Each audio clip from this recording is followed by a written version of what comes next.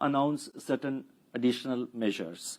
The first one relates to prudential framework for income recognition, asset classification, and provisioning pertaining to advances, particularly in the context of projects under implementation. With a view to strengthen the extant regulatory framework governing project finance and to harmonize the instructions across all regulated entities, the existing prudential norms for projects under implementation have been reviewed. A comprehensive regulatory framework applicable for all regulated entities is now proposed to be issued. Detailed draft guidelines will be released for public comments. The next announcement relates to credit concentration norms, credit risk transfer, and this is in the context of the NBFCs. At present, under the large exposure framework, NBFCs in the upper layer are permitted to use credit risk mitigation instruments for reducing their exposures to a counterparty. With a view to harmonize the credit concentration norms among the NBFCs, it has been decided to also permit NBFCs in the middle and base layers to use the credit risk mitigation instruments for reducing their counterparty exposures under the credit concentration norms. The next announcement relates to gold loan bullet repayment scheme in respect of the urban cooperative banks, that is UCBs. It has been decided to increase the existing limit for gold loans under the bullet repayment scheme from rupees 2 lakh to rupees 4 lakh in respect of urban cooperative banks who have met the overall target and sub-targets under the priority sector lending as on 31st March 2023. This measure is in pursuance of our earlier announcement that suitable incentives shall be provided to the UCBs that have met the prescribed priority sector lending targets as on 31st March 2023. The next announcement relates to framework for recognition of self-regulatory organizations, that is SROs for regulated entities of the Reserve Bank. Self-regulatory organizations can play an important role in strengthening compliance culture among their members and also provide a consultative platform with the Reserve Bank for policy making. Therefore, it has been decided to issue a draft omnibus framework for recognizing the self-regulatory organizations, that is the SROs, for various categories of regulated entities of the Reserve Bank.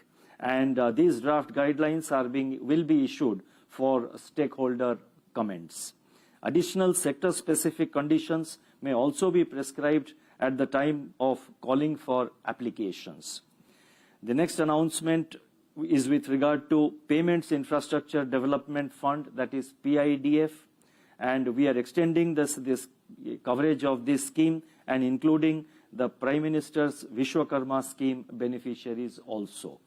Since its launch in January 2021, the Payments Infrastructure Development Fund, that is the PIDF scheme, has enabled over 2.66 crore. I repeat, the PIDF scheme, since its launch in January 2021, has enabled over 2.66 crore new payment touch points across the country.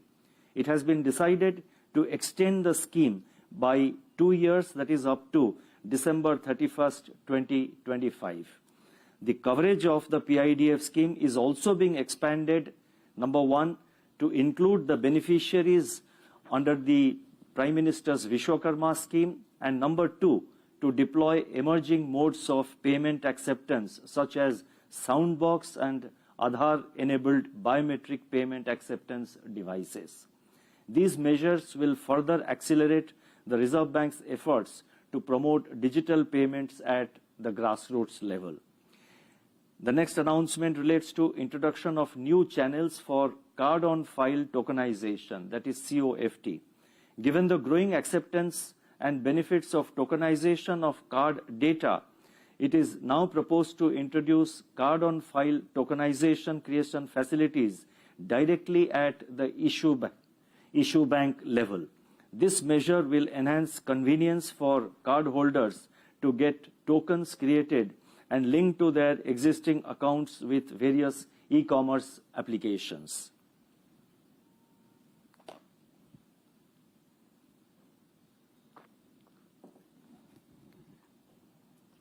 And the final announcement is as follows, after which I will conclude.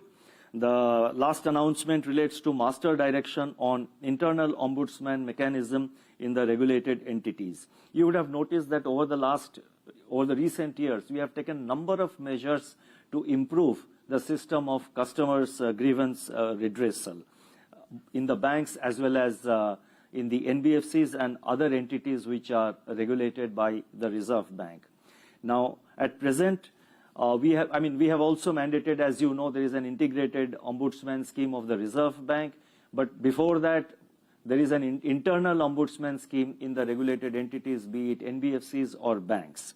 Now, at present, internal ombudsman framework in regulated entities comprises of separate guidelines for select scheduled commercial banks, non-bank issuers of prepaid instruments, NBFCs and all credit information companies, that is CICs. These guidelines have similar design features but vary in certain operational aspects.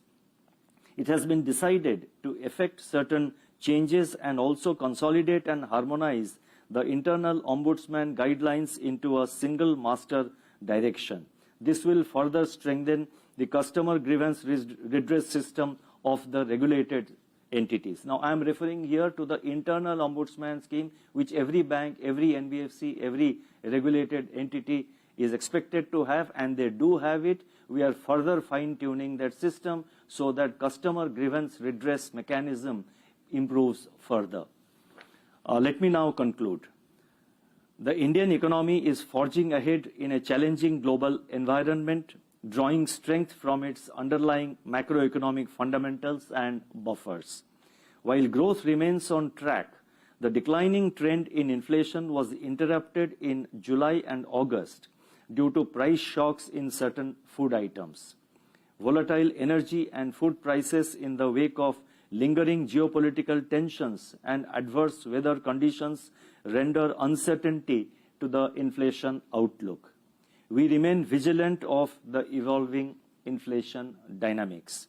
I would like to emphatically reiterate, let me repeat, I would like to emphatically reiterate that our inflation target is 4% and not 2 to 6%. Our aim is to align inflation to the target on a durable basis while supporting growth. Our commitment to ensure financial stability reinforces our emphasis on price stability and anchoring of inflation expectations. This would keep inflation risk premium low and improve our competitiveness, productivity, and growth potential. As we continue our journey ahead, we take inspiration from Mahatma Gandhi's profound words, and I quote, "If we keep that as our goal,